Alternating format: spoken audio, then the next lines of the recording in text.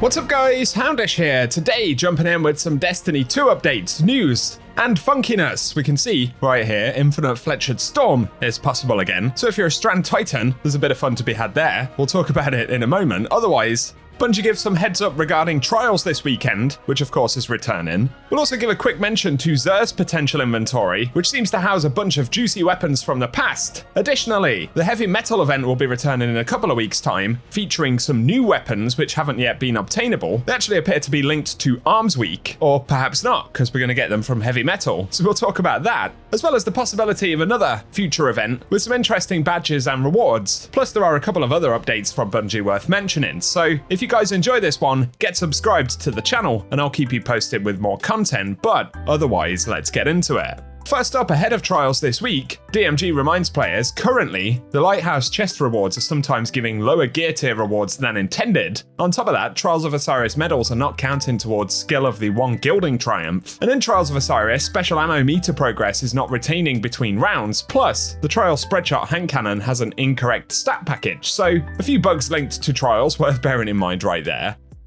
Another separate bug right here, but Infinite Fletchered Storm for Strand Titans is possible right now in portal activities during Solstice. So basically, when you pick up one of the solar orbs, if you have a charged melee at the time, if you slide and use the melee while you're holding the orb, it's possible to get Infinite Fletchered Storm. I believe if you're running standard melee binds on controller, this should work. On PC, you might have to play around with those binds a little bit. I think as long as you have charged and uncharged melee set to the same bind, it should work. Basically, it's just a bit of fun, really. It's kind of strong in some portal encounters, of course. Not necessarily the most efficient thing to do all the time, especially if you're trying to speed run solo ops.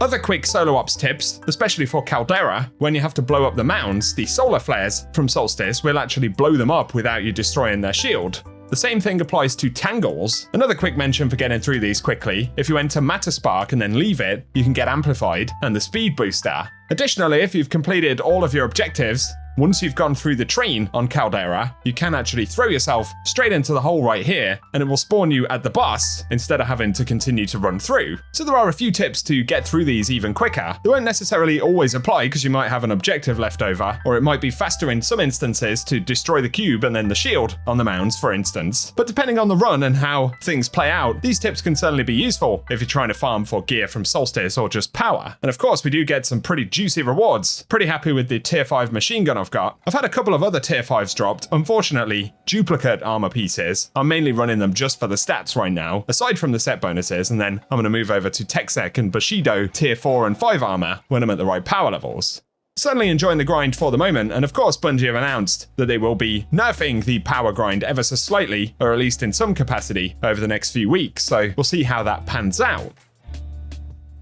Another thing related to Friday with Xur returning, I'm curious if he will ever sell the Adept weapons from back in the day. So even Trials Adept weapons, we've seen him sell some of the Trials stuff, I think on the first week of Edge of Fate, but there are additionally Heresy Adept weapons as well as Nightfall Adept weapons actually listed in the inventory. So I'm curious to see if he's going to sell them at some point.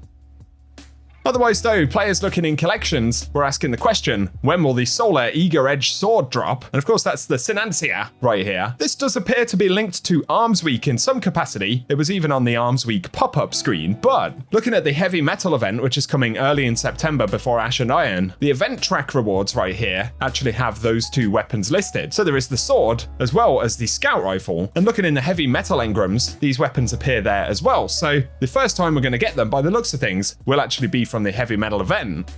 And there are engrams at different tiers all the way up to tier 4, so it would appear that high tier versions of these will be available. Again, the sword is a solar wave sword frame. In the first trade slot we can get proximity power, relentless strikes, attrition orbs, as well as assassin's blade, sharp harvest, and wellspring. Then the second slot can get Surrounded, Burning Ambition, Binary Orbit, as well as Elemental Honing, Eager Edge, and Chain Reaction. The other weapon though is the Trachinus or Trachinus, a rapid fire slug stasis shotgun. First trade slot on this is able to get Lead from Gold, Rhyme Stealer, Proximity Power, Rapid Hit, Killing Wind, and Transcendent Moment. Then the second slot can get Headstone, Precision Instrument, Chill Clip, Swashbuckler, Binary Orbit, and Encore. So we'll be looking out at getting these weapons in just a couple of weeks' time from now.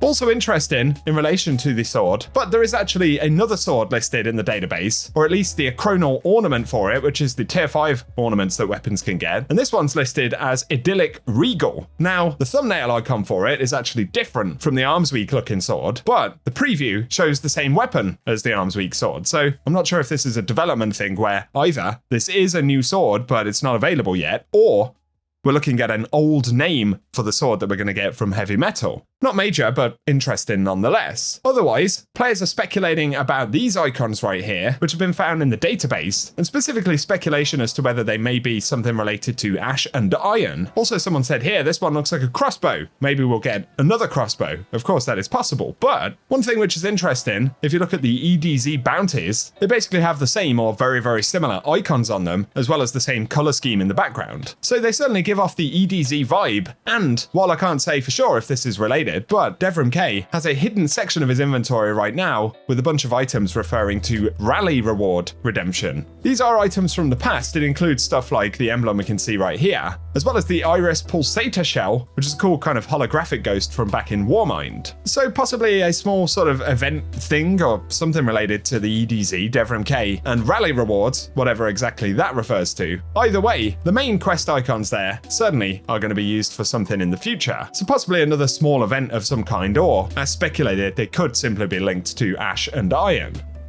So you'll have to give me your thoughts about those down below. Otherwise, for the moment, that is what we have to speak about. I'm looking forward to getting more details about the Ash and Iron update we're getting in September. Again, as Bungie indicated, they've basically come out now and said they believe that the power climb at the moment is taking longer than they want it to, and they're planning adjustments for upcoming updates. So those changes will be coming as early as the start of September when we get the next update, as well as the reveal for Renegades. So I think it's broadly going to be a positive thing, and even for folks who kind of enjoy the power climb at the moment, I've actually started enjoying it a lot more with some of the higher tier rewards dropping from Solstice and the extra power progression. But even if you think the power climb should be very long, which is fair enough, the one thing I think will get exhausting is having to repeat this when we get to Renegades and other subsequent expansions, right? Doing it now is one thing, but doing it numerous times or a couple of times a year and continuously moving forward at this current rate, I think will get pretty exhausting. So I certainly welcome those changes, and I will keep you posted when Bungie give us further details. For the moment though, guys, that is what we have to round up. So